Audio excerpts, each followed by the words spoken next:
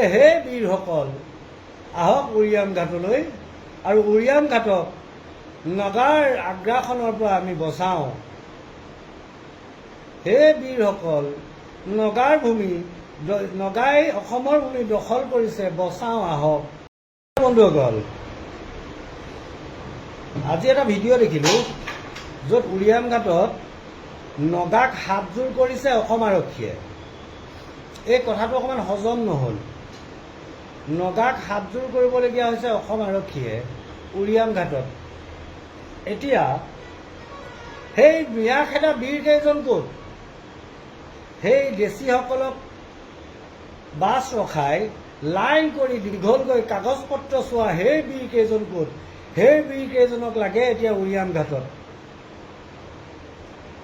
আহক আমি সকলোৱে মিলি সেই বীৰকেইজনক আহ্বান জনাওঁ যে হে বীৰসকল আহক উৰিয়াম ঘাটলৈ আৰু উৰিয়াম ঘাটক নগাৰ আগ্ৰাসনৰ পৰা আমি বচাওঁ।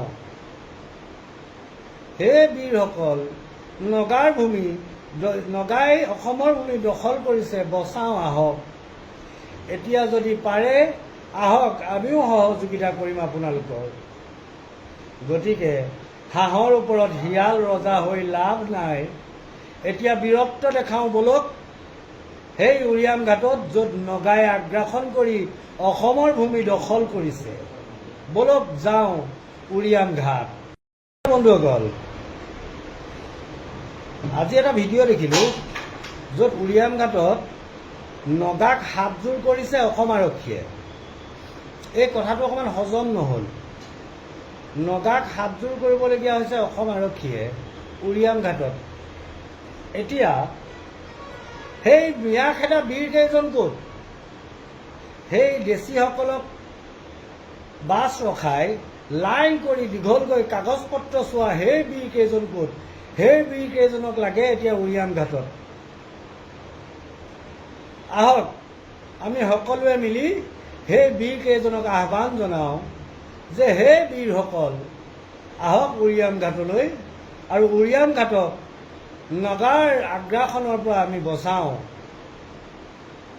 হে বীৰসকল নগাৰ ভূমি নগাই অসমৰ ভূমি দখল কৰিছে, বচাওঁ আহক। এতিয়া যদি পাৰে আহক, আমিও সহযোগিতা কৰিম আপোনালোকৰ। গতিকে হাঁহৰ ওপৰত শিয়াল ৰজা হৈ লাভ নাই। এতিয়া বীৰত্ব দেখাওঁ বলক সেই উৰিয়াম ঘাটত, য'ত নগাই আগ্ৰাসন কৰি অসমৰ ভূমি দখল কৰিছে। বলক যাওঁ উৰিয়াম ঘাট। বন্ধুসকল, আজি এটা ভিডিঅ' দেখিলোঁ য'ত উৰিয়াম ঘাটত নগাক হাতযোৰ কৰিছে অসম আৰক্ষীয়ে। এই কথাটো অকণমান হজম নহ'ল। নগাক হাতযোৰ কৰিবলগীয়া হৈছে অসম আৰক্ষীয়ে উৰিয়াম ঘাটত। এতিয়া সেই মিয়া খেদা বীৰকেইজন ক'ত?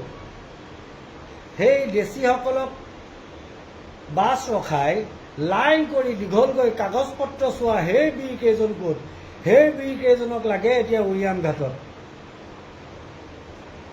আহক আমি সকলোৱে মিলি সেই বীৰকেইজনক আহ্বান জনাওঁ যে হে বীৰসকল আহক উৰিয়াম ঘাটলৈ আৰু উৰিয়াম ঘাটক নগাৰ আগ্ৰাসনৰ পৰা আমি বচাওঁ। হে বীৰসকল নগাৰ ভূমি নগাই অসমৰ ভূমি দখল কৰিছে, বচাওঁ আহক।